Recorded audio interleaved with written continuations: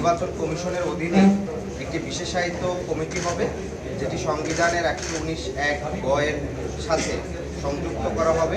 কমিশনের কাছে শান্তিপূর্ণ উপায়ে ক্ষমতা হস্তান্তরের একটি দিয়েছি। আমরা নাগরিক পার্টির পক্ষ থেকে একটি প্রস্তাব করেছিলাম, সেটি হচ্ছে যে সীমানা নির্ধারণের জন্য একটি স্বাধীন সীমানা পুনর্নির্ধারণ কমিশন করার বিষয়।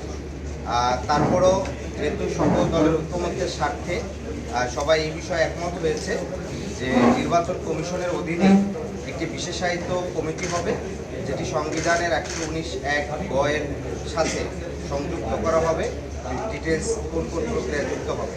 তা আমরা ঐক্যমতের স্বার্থে সেই বিষয়টি আমরা পুনর্বিবেচনা করব আমাদের পরবর্তী ফোরামের মাধ্যমে। আর আরেকটি বিষয় সবাই একমত হয়েছে যে সকল দলই তত্ত্বাবধায়ক সরকারের বিষয় একমত হয়েছে।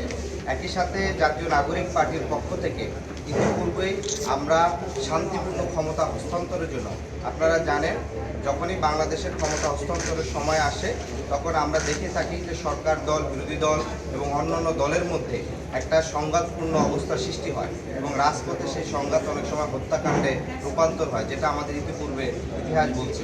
ফলশ্রুতিতে আমরা আমাদের দলের পক্ষ থেকে একটা সুস্পষ্ট শান্তিপূর্ণ ক্ষমতা হস্তান্তরের জন্য অন্তর্বর্তীকালীন একটি তত্ত্বাবধায়ক সরকারের রূপরেখা দেওয়া হয়েছে। আমরা ইতিমধ্যে ঐক্যমত্য কমিশনের কাছে শান্তিপূর্ণ উপায়ে ক্ষমতা হস্তান্তরের একটি রূপরেখা দিয়েছি এবং সেই রূপরেখা অনুযায়ী আমরা একটি জিনিস বলার চেষ্টা করেছি, সেটা হচ্ছে ত্রয়োদশ সংশোধনীর মাধ্যমে যে তত্ত্বাবধায়ক সরকার ব্যবস্থা প্রবর্তন করা হয়েছিল সেখানে বিচারালয়কে টেনে এনে বিচারাঙ্গনকে যে রাজনৈতিকীকরণ করার ব্যবস্থা করা হয়েছিল সেটার বিরুদ্ধে আমরা অবস্থান নিয়েছি এবং আমরা বলেছি যে রাজনৈতিক দলগুলোর মাধ্যমেই এই তত্ত্বাবধায়ক সরকার ব্যবস্থা প্রশ্নের সমাধান করতে হবে। সেই ক্ষেত্রে নিম্নকক্ষে একটি অল পার্টি পার্লামেন্টারি কমিটির মাধ্যমে 11 সদস্যের সেই কমিটির মাধ্যমে প্রত্যেক দল তাদের মধ্য থেকে 3 জন করে নাম প্রস্তাব করবে, যিনি প্রধান উপদেষ্টা হতে পারেন। সেই নামগুলো পাবলিক হবে এবং সেই নামগুলোর ভিত্তিতে সেই 11 জনের কমিটি থেকে যদি 8-3 ভোটে কোনো একজন প্রার্থী পাশ করে যান তবে তিনি প্রধান উপদেষ্টা হিসেবে মনোনীত হবেন।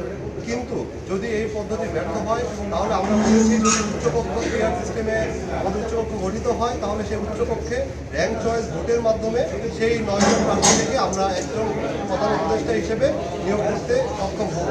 আমরা এই ক্ষেত্রে বারবার বলেছি আমরা একটা সিস্টেম ডেভেলপ করতে চাই, একটা শান্তিপূর্ণ উপায়ে ক্ষমতা হস্তান্তর প্রক্রিয়া আমরা ঠিক করতে চাই, যে প্রক্রিয়ার মাধ্যমে বারবার একটা গণতান্ত্রিক ক্ষমতার মেয়াদ শেষে যে যুদ্ধাবস্থা বিরাজ করে গৃহযুদ্ধের দিকে ঠেলে যায় দেশ, সেই অবস্থা যাতে বিরাজ না করে সেজন্য আমরা এই রূপরেখা দিয়েছি এবং আজকে হাউজেও আমরা সেই রূপরেখা আমরা প্রস্তাবনা দিয়েছি এবং অনেকগুলো দল আমাদের এই প্রস্তাবনার সাথে তারা একমত পোষণ করেছে, তারা এগুলো নিয়ে বিবেচনা করবে বলেছে এবং আগামী দিনে যদি এই তত্ত্বাবধায়ক সরকার ব্যবস্থা নিয়ে আবার যখন আলোচনা হবে তখন আশা করি আমরা একটা সিদ্ধান্তে পৌঁছতে পারব।